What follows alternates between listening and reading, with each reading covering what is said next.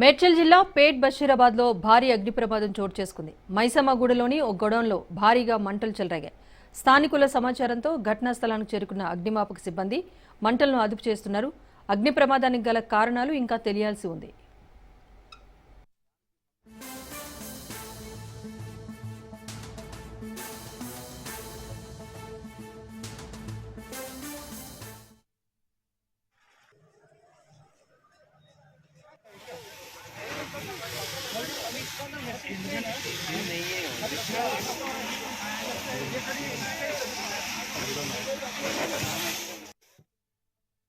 మేడ్చల్ జిల్లా పేట్ బషీరాబాద్లో భారీ అగ్ని ప్రమాదం చోటు చేసుకుంది.